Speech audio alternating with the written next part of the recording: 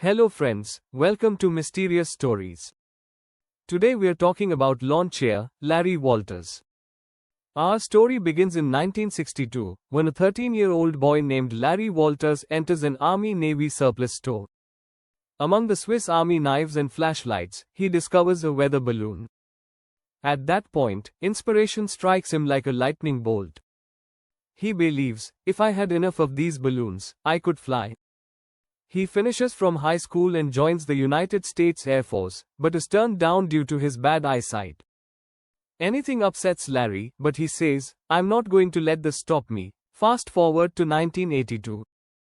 Larry is now 33 years old and works as a truck driver, but the dream of flying has not left his mind. One day, while driving, he hears an airplane overhead and glances up, saying, "Son of a bitch. That'll be me someday." He honks the horn in frustration and continues driving. Larry takes his girlfriend, Carol, to the same surplus store he frequented as a child. He tells her, I'm going to buy a bunch of balloons, tie them to a lawn chair, and fly. Carol complains, that's too dangerous. However, Larry says, no, I know what I'm doing. Carol, surprised, accepts and takes out her credit card, spending more than $4,000 on weather balloons, a lawn chair, helium tanks, ACB radio, and even a BB pistol.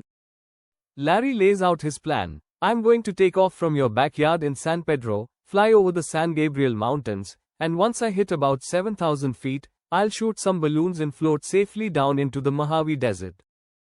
He adds, before I take off, make sure to notify the FAA so no planes crash into me. Larry's team consists of Carol and his friend Ron.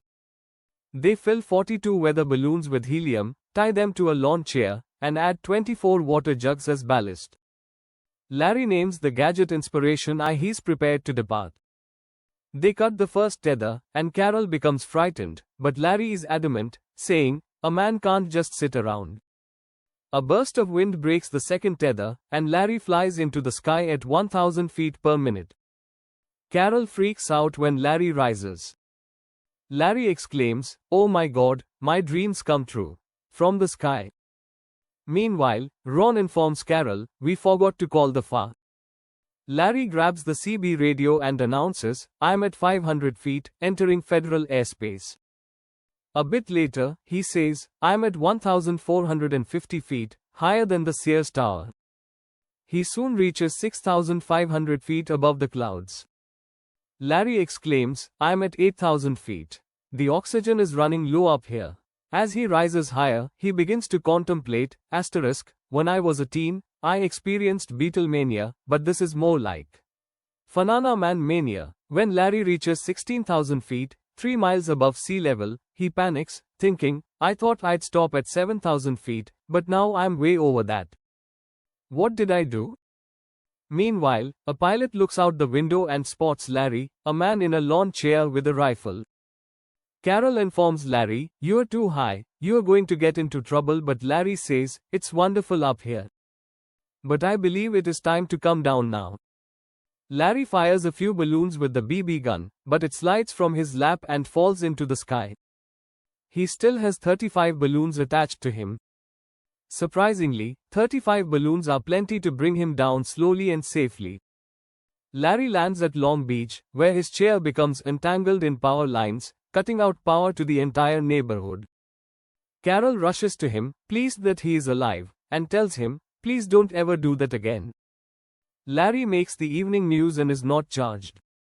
The next week, he is invited to appear on Late Night with David Letterman. Letterman asks, how does it feel to accomplish something you've always wanted to do? Larry responds, I've found inner peace, and I'm the happiest person alive. That's the story of lawn chair Larry, who is now immortalized in the classic song Believe It or Not, I'm Walking on Air. That concludes today's episode of Drunk History. Stay tuned for additional clarity and readability.